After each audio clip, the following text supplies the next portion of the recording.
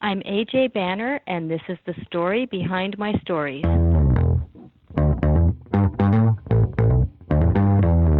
You're listening to the Author Stories Podcast, bringing you the story behind the stories and the storytellers. Margaret White, Terry Brooks, Sheena Kamal, Matthew Quick, JT Ellison, Walt D. Williams, Brad Thor, Corey, Dr. O, Brandon Sanders, Robin Mom, Ernest Klein, Jim Butcher, Sherwin Harris. Visit hankgarner.com for archives of all the shows. Today's guest is AJ Banner. Hey, thanks for tuning in to Author Stories. I am your host, Hank Garner.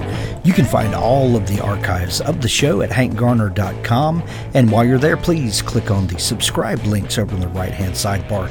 You can subscribe on your Android phone, your iPhone, it's Stitcher Radio. Anywhere that you listen to podcasts, you can find Author Stories. We're also on YouTube. There's a link over in the right-hand sidebar as well. And you can subscribe there and never miss an episode. Today's episode is sponsored by the AIPP, the Association of Independent Publishing Professionals. If you are an indie author and you need to build a support team to help you format your book, edit your book, get a cover designed for your book, anything that an indie author needs to get their book out there, the AIPP has a member that can help you make your book, your product, the very best it can be. If you look in the show notes at the bottom of this episode, you'll find a link to the AIPP, or go to aipponline.org/members and browse through the member library and find the professional to fill out your team. Like I said, anything that you need to make your indie publishing journey a success, there's a member there to help. It's a very simple website, very easy to navigate through. Go check out aipponline.org/members today and fill out your indie author team. At the end of the show, be sure to stick around for an audiobook clip from Richard Gleaves, the Jason Crane series. Thanks for listening. He enlisted for the money. He stayed for the girl. Gateway to the Galaxy, the new series everyone is talking about, beginning with Book 1, Into the Breach. Frank and Marine Space Corps 1 find themselves across the galaxy in a WWE smackdown with the legions of a boss-level villain. But the party's just getting started. He donned the mantle of a celestial knight to impress a girl, well, an empress. Now destiny's calling in a debt. A lightning-paced military fantasy full of outlandish comedy and impossible situations that will have you hailing for these Marines from the get-go. For fans of Green Lantern and the Stargate universe. Listen to what some readers are saying. This is good stuff. Thanks for the new obsession. I recommend and can't wait for the next book. And the visual pictures and action are amazing. They're getting the band back together. And this time, it's serious nonsense. Pick up the Gateway to the Galaxy series by Jonathan Yanez and J.R. Castle, available now on Amazon.com. There's a link to it in the show notes. Gateway to the Galaxy. Well, thanks for joining me again for the Author Stories Podcast, where I bring you the story behind the stories and the storytellers. Today, I am super excited to have my new friend AJ Banner on the show with me. AJ has a phenomenal new book called After Nightfall, and this is one of the best suspenseful thrillers, psychological thrillers that I have read in quite some time. This book is outrageous. It's so good. I think you guys are going to love it. Welcome to the show, AJ. Thank you so much for having me. That was a wonderful introduction. I'm honored to be here. Well, I'm honored to have you. I have a copy of your new book, After Nightfall. We were just talking about it before we started recording, and I finished the book yesterday, and I've been flipping back through it today because I've been reading it off and on for several days, and I was flipping back through it and just admiring the really unique writing style that you have employed in this book, and I really can't wait to talk all about it. But I know you've listened to a couple of shows, so you know that we can't do any of that until we answer the same question that we always start with, and that is, what is your first memory of wanting to be a writer or storyteller? Yes, I very much enjoy hearing you ask that question of other authors. It's fascinating to hear their answers. I've listened to you interview David Bell, Brandon Sanderson, and I have many more to listen to. My first memory is actually in India. So I was born in India, and we moved to Canada when I was a baby, so I don't remember the move. But we did go back to India several times as I was growing up. And my first memory of really writing and loving writing was when we were on a beach in a city called Puri, which is in the state of Odisha. So that's near Bengal. It's on the Bay of Bengal. I was 7 years old, and there are many stray animals in India. And I remember just feeling really sad about it and feeling sad about the people that were living in the streets. And it hit me hard. So we're sitting in this, I think it was a restaurant near the beach, and it's just this big beach that has a lot of fishermen that come ashore there, and that's how they make their living. I remember their pointy green hats. And we were renting a house that was literally on the beach, and it was open. So I had this big open archway, and I just remember the sea breeze coming through and reading books that were left by the previous guests, and there was this sort of magical quality to being there. But there was this little dog, and my parents said, "Oh, he's mangy, don't touch him." Thinking back now, I think that he just had a flea allergy or something. You'd lose your hair if you had flea allergies, and it was a puppy, and it was a stray, and I just wanted to adopt this dog, and I understood at that age that you couldn't take an animal home to North America from India. It just wasn't possible, and it's not possible when you're 7 years old to rescue an animal. Your parents have to agree to it, and they have to let you take the animal, and you have to be able to leave the country, and there's just these formidable obstacles. So my way of dealing with the world and being in the world and the things I wanted to do was to write about it. So the first thing I really remember writing a story about was this little dog, and it was my way of communicating the things that mattered to me in the world. So I lost that piece of writing, and then later I read The Diary of Anne Frank, and that really moved me, and I started keeping a journal and writing every day to a person. I can't remember who she wrote the diary to, but I wrote to someone named Wilma and started writing stories. So it just was naturally my way of expressing who I was in the world and how I wanted to make a difference or communicate to people or touch people in the world. And I think that's what we all do when we're littles. We're trying to find our place, and people have different ways of doing it that come naturally to them. It could be drawing, it could be writing. I mean, I enjoyed drawing as well and doing other things as well as writing, but it was a passion for me. So there was I think other authors you've had on the show often say they had an inner drive, and maybe they don't know where it came from. So I think that basic drive is there. I don't know where it came from originally. Probably it was genetic, because another thing I remember is my British grandmother visiting us from India. She was actually British, married an Indian, moved to India, so I'm a quarter British, quarter English, and she'd come to visit us in Canada, and she was a writer by profession. So she would write these stories under contract, Monty Mouse stories or memoirs, short pieces about being an English woman living in India. And I thought it was so romantic. She was sitting at the table with her typewriter, and she'd have her cigarette hanging out of her mouth, and she'd be typing away and squinting in the smoke, and it was just so romantic. So that also was part of what one of the reasons I wanted to become a writer, was to be like my grandmother. So if you put all of those things together, I think that was my first sense of wanting to be a writer. There's I don't think I've heard a better example of a natural-born storyteller than as a little child finding catharsis through writing stories and learning to deal with emotions by writing them out in stories, because that's something that we wrestle with for the whole rest of our lives, and some of us come to that so late in life, and it just came so naturally to you that this is how I can channel these emotions, is by making these stories. That's such an amazing story. Oh, that is so insightful. Yeah. I didn't think of it that way. That's so great. Yeah. I'm sorry, I didn't mean to cut you off. It's okay. I was just going to say that it was a drive because other children who need to express emotions might do it in a different way. I knew other kids who just hated the idea of writing, but if I saw a typewriter and a white piece of paper, I had to fill it with words, you know. So. Oh, were you a big reader as a kid? Oh, I was. Now, I don't know how many other writers or people in the world or your listeners have done this, but I was sneaky about it. So I read recently, I don't know if it was in the New York Times or it's probably been in a lot of newspapers, that one of the key predictors of success in life is if a child is read to by their father. So my early memories of reading is I was sitting in this little armchair and my father read to me.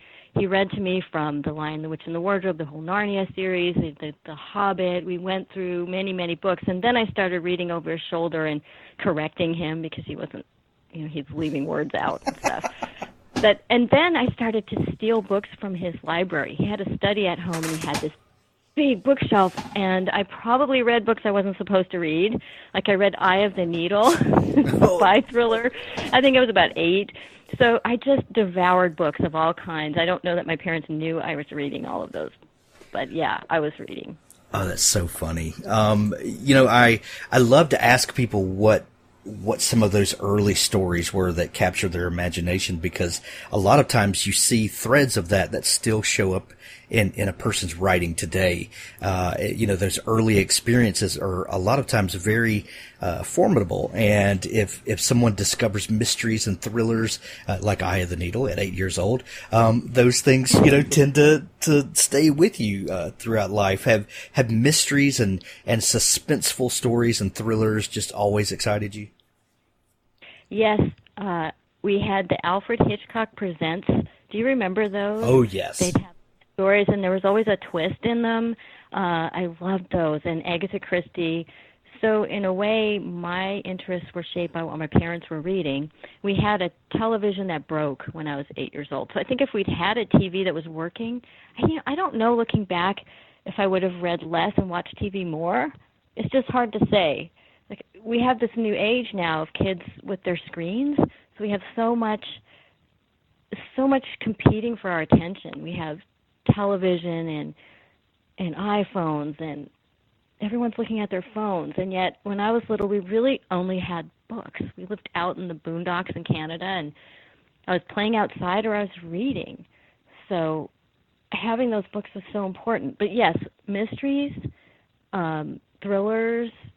And the other thing that really, I don't write in this genre, but there was a book called For Those I Loved by Martin Gray. I just remember it so clearly. It was a Holocaust memoir. He was in the resistance in Warsaw, I think. His whole family died. He survived the war. He even pretended to be Russian for a while. And then he moved to France, remarried, had a family with kids. He was happy again, and his whole family died in a fire. And the end of the book, he's just wrapped in a blanket by the fireplace, and his friends are just watching over him, because he wrote in the book that the only thing that kept him alive was that his friends were there watching over him. And I read that book when I was really young, and it moved me. I couldn't put it down. And then recently, just a few years ago, I saw that it was republished, and he was still alive. He was in his 90s or something. And then he passed away recently. So that book had a very strong effect on me. I don't know if it's made it into my writing at all, but I remember it. Well, I see in your characters hints of that, of the way that you make me really care about your characters, and one of the tools that you use to do that, especially in this book, is that you drop me in first person present tense, and I'm like, immediately I am the character. And is that something that you've done often, or is this the first time you've written that way? I do it fairly regularly. I have written books under a different name in third person, but as A.J. Banner, I think I've written all 3 books in first-person present tense. In earlier drafts, I think I have used third person. I experiment, but I seem to always go back to first person. I think it brings me closer to the character. And the reason it works for this book, I hope it works for most people, is that we're in the head. This is a psychological book, so it's about a character who questions herself and questions the people around her. And as soon as I go into third person, I gain a little bit of distance from her. And I wanted to get close to her. So first person, I hope, works. Yeah, for sure. There's a real intimacy that comes from writing that way. And my book, Writer's Block, is written first person present tense, and it was that book came out of a very emotional experience that I had been through in real life, and by writing that main character in first person present, it really allowed me to kind of work out some things that I couldn't have in third person, because he would have just been a guy across the room. But I really got to bond with him in that way. And to anyone who's not a writer, that probably sounds bizarre and crazy, but if you ever do it, it's kind of life changing in a weird way. Fascinating. I want to read that book. So tell us about the first. You mentioned that you have written under other names besides A.J. Banner. How long have you been writing and publishing? Well, I have been publishing since 2005. So my first A.J. Banner book came out in 2015. Okay. It's in a different genre. So, but before 2005, that's novel length. I was writing for newspapers, coffee table history books, other kinds of writing, in college writing. So, yes. Yeah. So, what brought you to, you said the other books you did were in a different genre. What brought you back to some of this first love of mystery and psychological thrillers? Well, that's an interesting question. It comes back to, where do your ideas come from? And it's a complete mystery to me. I have no idea. But I had this idea for The Good Neighbor, and my agent and I decided that since it is in such a different genre, it doesn't have elements of magic realism and multiculturalism, that I would write it under a different name that would be identified with this genre. So it was more of a marketing decision to do that. It wasn't that I made the decision to switch. It just, the book came out, and then it was, it's not in the genre I'm writing in, so let's go with another name. And the name Banner comes from a forest that I hike in quite often, just up the street from our house. Oh, nice. I didn't even realize that until after I chose the name. It's like this subconscious thing. That has to be where it comes from, the Banner Forest. Oh, that is so funny. That's so funny. So your first book under the A.J. Banner name, was that The Good Neighbor? Yes, it was. So what was that book about?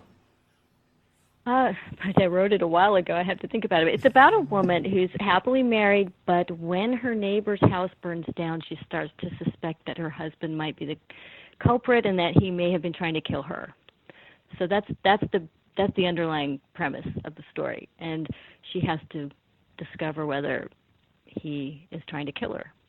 It goes back to this classic, psychological suspense. I was thinking back to Daphne du Maurier and a book I read a long time ago called See Jane Run by Joy Fielding. Do you remember that book? I do.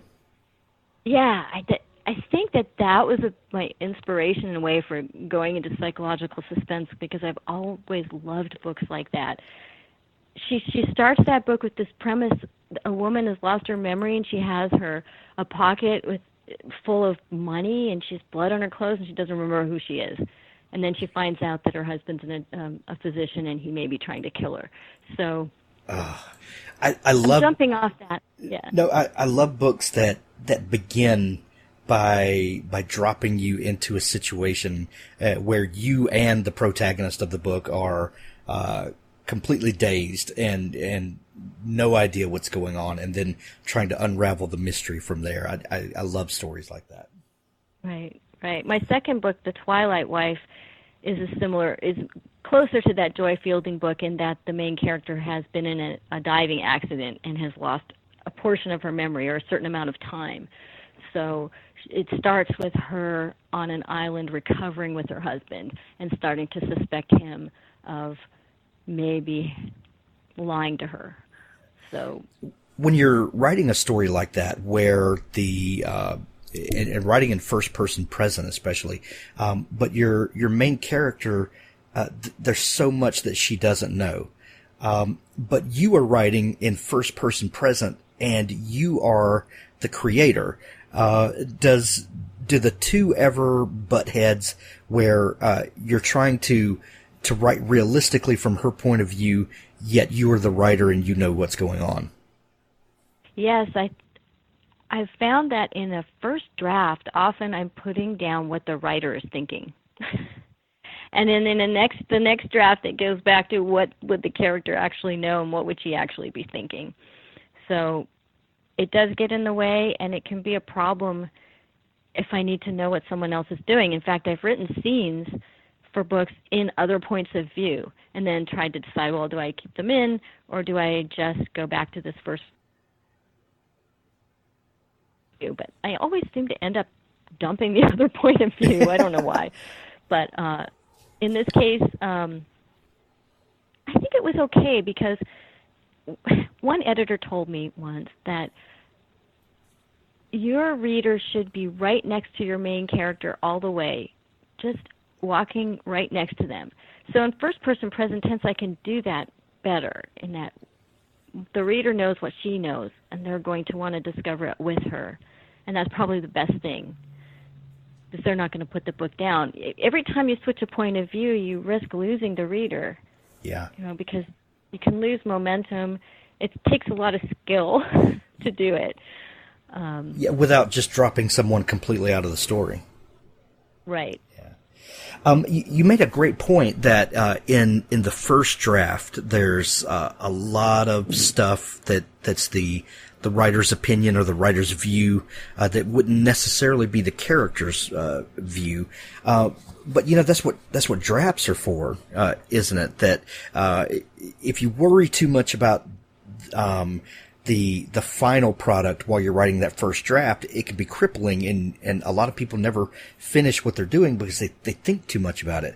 And that first draft should really just be getting the story out, and some of the best writing is rewriting.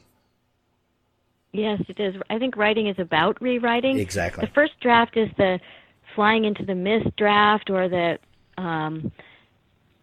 I don't know if you've read Bird by Annie Lamott. I won't say the word. I don't know if it would be bleeped out on your show, but she has a chapter on first draft. Yes, and I love it. I love it. She says, "Give yourself permission to write a shitty first draft." Yes, that's the word. Yes, shitty first draft. Yeah, and you have to, because all this beautiful stuff comes out of that. If you just allow yourself, it's like getting out of your own way. Absolutely. But if you worry too much about that on the first draft, you just never get it done. So that was a great point. That stuff comes out in that first draft, and that's what editing is for, to go back and clean that stuff up and make sure your viewpoints are right and all of that stuff. We right. worry too much about that stuff. We do, and you have to remember that a sculptor needs clay to sculpt. And if you're writing a book, if you don't have words on the page, you have nothing to fix. So it's like, I think that it was Nora Roberts who said, you can't revise a blank page. You just have to put the words down. And you have to also, I think it's a matter of trusting your subconscious mind. I believe that 99% of our writing comes from the subconscious mind. So if you just get out of the way and let yourself write and give yourself permission to write anything, then the story is going to come out. I did a very interesting workshop at Hedgebrook. There's a retreat for women writers up here in Washington State called Hedgebrook, and I'm an alumnus. Sometimes they call residents back to give workshops. So I gave this workshop, and I had people write a story as fast as they could and do all of the things that you're worried about doing. So you're worried nobody's going to want to read your work, that you have too many cliches, that you have boring dialogue, or I had them tell me all the things they were afraid of, that they were worried about in their writing, why they didn't think they were good enough. And I listed all of those things, and then I said, now write a story. It needs to have a beginning, a middle, and an end, and do all of those things on purpose. So just give yourself permission to just write something really horrible. And I want you to go through this list and write all these things. And what came out of that was publishable work. A few people in that class wrote stories that were published because as they were writing, the cliches went out the window, all of the bad writing that they thought was bad, they got out of their own way and they wrote really good stories. It was the bizarre thing because I was going to do a second part of the exercise and then have them then go through and write it the way they wanted to write it. But we didn't even have to get to that point because they were already writing really good stuff. It was amazing. That is amazing. You know, sometimes we get too caught up in writing advice and thinking that that we have to follow all the rules that worked for another writer. And, you know, just about everyone has read Stephen King's book on writing, and it's a fantastic book, and it's full of great writerly wisdom. And, you know, but he, one of his rules is to, you know, never use adverbs. And sometimes you just need to give yourself permission to use an adverb. And maybe you go back and edit it later, or sometimes maybe it just needed an adverb there, or maybe a cliche is, you know, cliches are cliches for a reason, and maybe the story calls for it, or maybe that cliche is what kicks off the creativity to get down to the real stuff like you're talking about. It all comes down to trusting yourself and your gift as a writer, doesn't it? It does, and you make a good point about adverbs. Sometimes these rules just have to be broken. I think it's helpful to learn them, to learn the craft, and to know generally that you show, don't tell. I remember in an early class I took, I wrote a scene in which a girl is really angry at her mom. So I was so angry at my mom. But the teacher said, no, she stomped up the steps and slammed the door. And then I'm showing she's angry. But you can go too far with show, don't tell. Sometimes you have to tell. Sometimes you have to have some narrative in there and balancing it. That's a whole other topic. It's a huge topic in itself. But yeah, sometimes you have to break those rules. And I absolutely love Stephen King's book. Another book I loved was, do you know who Natalie Goldberg is? I've heard the name. Yeah, she wrote a book called Wild Mind, Living the Writer's Life, and that was one of my favorite books when I was starting out, just trying to get the words down and get a draft written. And then there's Janet Burroway's book, Writing Fiction, but that gets down to the nitty-gritty. I think they use that in MFA programs. I'm making a note to look up that Goldberg book and get that for my shelf. Oh yeah, it's wonderful. So you've written 2 previous books as A.J. Banner. Have all 3 of your books as A.J. been published with Lake Union? No, the first one was with Lake Union. The second one was with Touchstone, Simon & Schuster. And the reason I moved there is my editor was the director of Amazon Publishing, and she left to go to Simon & Schuster. So I went with her, and then I came back to Lake Union for the third book. Gotcha. So tell us about the After Nightfall, the new book. What is the setup for this book? Like I said earlier, you drop us right in to the action. But maybe tell us the setup by how the story came to you. How the story came to me? Well, I pictured a dinner party and that somebody was going to die, and I didn't know who it was. I didn't know how they were going to die, and it turns out that one of the dinner guests falls off a cliff in the night, and the main character, who's her estranged best friend or former best friend, it had a fraught relationship over the years, she finds her body on the beach. So that's the setup, and the main character becomes a sleuth who's not herself a detective, but she wants to find out what happened to her friend. So that's that's what happens in the book, and it was a bit difficult trying to figure out how to have a main character who's not herself a detective but is active and trying to solve the case or figure out what happened. Yeah, that was going to be one of my questions: is how do you give a character these skills without making her too skillful and without making her just a Mary Sue, where everything just falls into place for her, and it winds up being an episode of Scooby-Doo. How do you balance that when you're writing these kinds of stories? Well, in the first two books, the character was not a sleuth or active, because that character, in each of those books, she's trying to figure out whether she can trust the people closest to her. In this case, I have more suspects, so it's a little bit more of a whodunit, because you have this dinner party with more characters, and she knows them all in one way or another. So she starts to talk to them, and she finds things. She then investigates based on the things she's finding, and she does interact with a detective along the way, and he's opaque in that he doesn't give her any information about what's going on with the case. But she can see that things are happening on his end while she's figuring things out on her side. So trying to balance what she finds with what's actually going on with the detective was difficult. So she'll find something, for example, a scarf in the water. She calls him, he comes and picks it up. But she's already found it, so she has a bit of a lead in that she can go and talk to somebody who might have been wearing that scarf at dinner. But she doesn't know what the detective is doing with the scarf. So it was tricky, because I didn't want her to be passive. I didn't want her to be just a character who things were happening to her. I wanted her to be out looking for answers. But it was tricky. And I didn't want to write from the detective's point of view, because I feel like real detectives are doing a much better job of writing those books. Right. So I needed to use my own skills. What is it that I can write? I can write, the psychology of a marriage, and she's a speech-language pathologist, and she's dealing with her fiance's daughter who has a stuttering problem, and she treated her for stuttering, and the daughter starts to become more silent. She might have seen something, so the main character's asking her questions. What is it that she could have seen, or could she have done something? Right. So in that sense, she uses her skills. Right. This book is not only a mystery, but the tension is added because of the personal relationships in this book.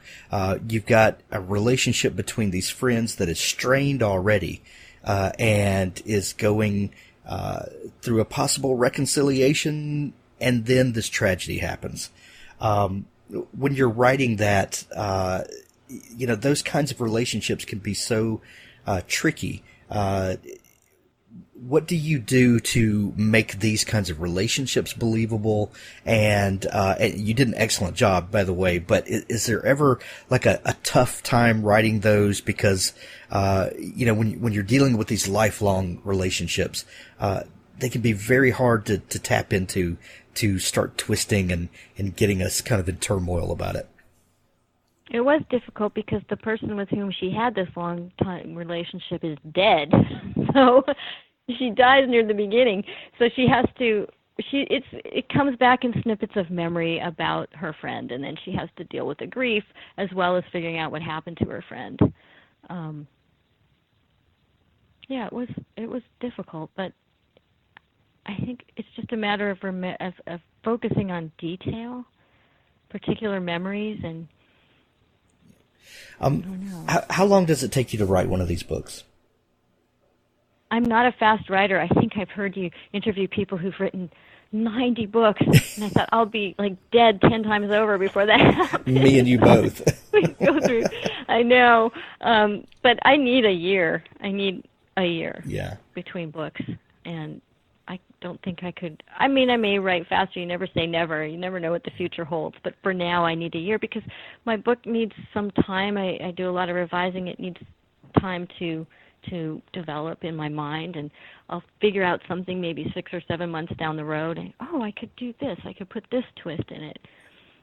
Well, and your book, this one especially, is just full of twists. And right when I think I know what's happening, you pull the rug out from under me, and I'm back to, I'm trying to solve the mystery along with her, and and it's just, I'm all over the place.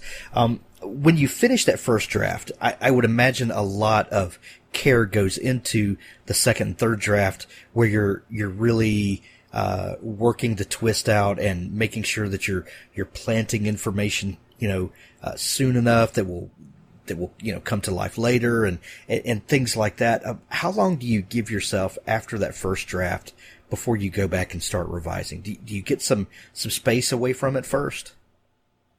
Yes, I give it to my agent or to my writing group to read, and maybe take a couple of weeks away from it, and then I go back and revise a few times. And this particular book, I had to put puzzle pieces together. There were little things that needed to be put into the right place, and it wasn't a linear process at all. So, I would imagine it couldn't be a linear process. No, and when you go back and revise, sometimes you're on a deadline, so you can't give yourself a lot of time in between. You just have to do it. So when you've been compared to some of your writing heroes, in Agatha Christie and some others, when you have been a fan of those kinds of works for so long, and then you see other people drawing those same comparisons, how does that make you feel? They are? I didn't know they were. Yeah, I saw that online earlier, and I said, "Oh, that's nice." Yeah, that's lovely. That's such an honor. I just never. I'm flattered, but I don't know how many writers think this, but I just think, I don't know who I heard say it, but I feel like I'm just a fake, and someday I'll be found out. Everybody says that. I know. It's so weird. It's like a plumber who goes to work every day and gets really good at his job, probably doesn't struggle with self-doubt the way writers do. When you can just replace pipes, with your eyes closed, that's probably a pretty good feeling. And then you can have a best-selling novel and then come back to the blank page and go, "Oh God, why am I even doing this?" Every book is starting over. Yeah, I know. It's like you're starting from nothing all over again, and then you have to create a whole new world out of just whole cloth. Mm-hmm. But AJ, I absolutely love this book, After Nightfall. It's when people are listening to this, it's going to be available everywhere, and we're going to send everybody to go get their copy of it. If people are just discovering you and your work, where can they find you online to follow you and get plugged in? Well, I have a website, ajbanner.com, and it links to my Instagram and Facebook, and you can also email me through the website. Awesome. AJ, we wish you much success with the new book and everything you do after. Thank you so much for taking time to come on the show today.